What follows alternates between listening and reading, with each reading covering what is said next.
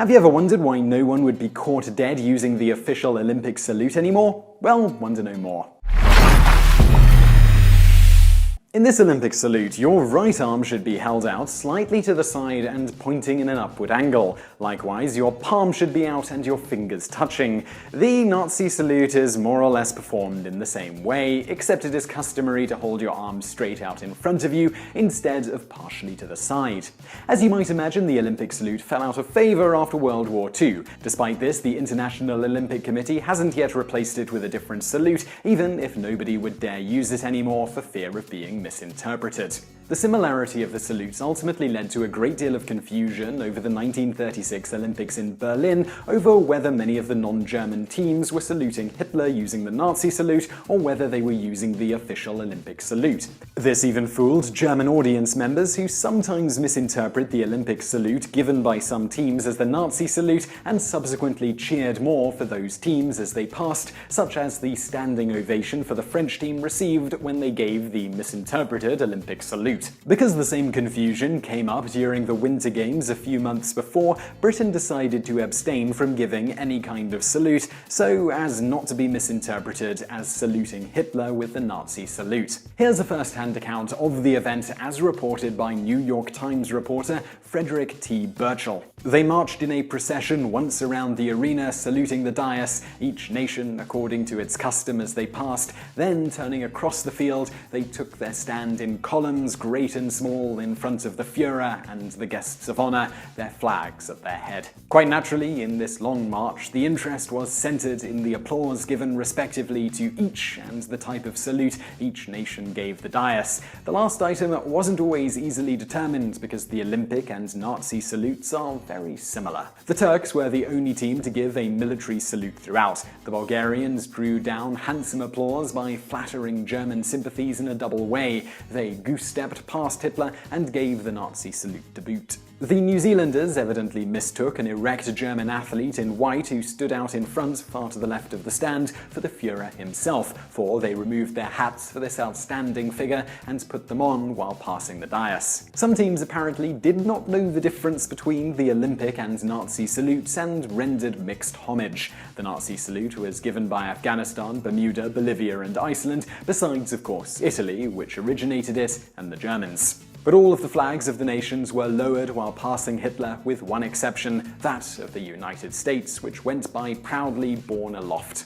An official statement published in all newspapers, however, explained this as due to army regulations and asked for public understanding in the matter. In general, the salute stood about equally divided between the Olympic and Nazi, but eyes right was common to all. The Americans provided their own special salute by giving eyes right and placing their straw hats over their hearts. This salute was adopted by China and the Philippines. Both the Nazi salute and the Olympic salute are thought to be based on a supposed Roman salute, though no actual Roman text or artworks that describe or show it have survived. Despite this, in the 19th and early 20th century, it became very popular in plays, artwork, and movies to portray this so-called Roman salute.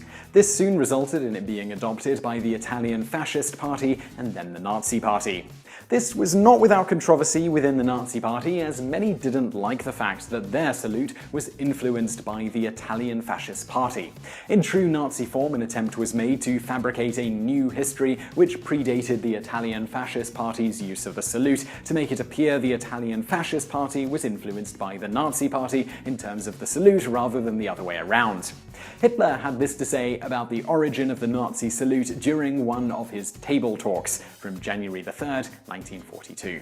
I made it the salute of the party long after the Duce had adopted it. I'd read the description of the sitting of the Diet of Worms, in the course of which Luther was greeted with the German salute.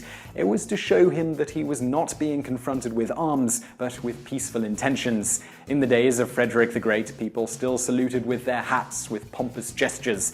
In the Middle Ages, the serfs humbly doffed their bonnets, while the noblemen gave the German salute. It was in Raxkeller at Bremen, about the year 1921, that I first saw this style of salute. It must be regarded as a survival of an ancient custom which originally signified, "See, I have no weaponry in my hand."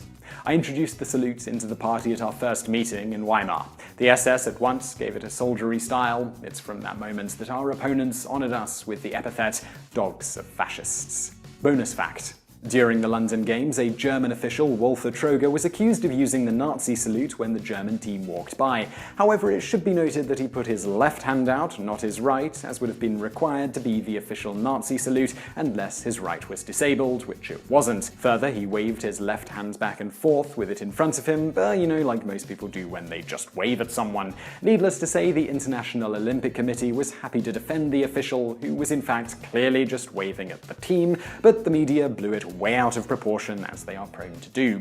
It should further be noted that Troger once offered to exchange himself for Israeli hostages during the Black September terrorist attack. He also formally complained in 2004 when the IOC allowed Germans to wear shirts saying "Blitzkrieg, it's only a game." As a German Olympic Sports Federation spokesman said, "It's infamous, disgusting, and unacceptable to create any kind of relation to Nazis. Troger's been standing all his life for tolerance, understanding, and fair play.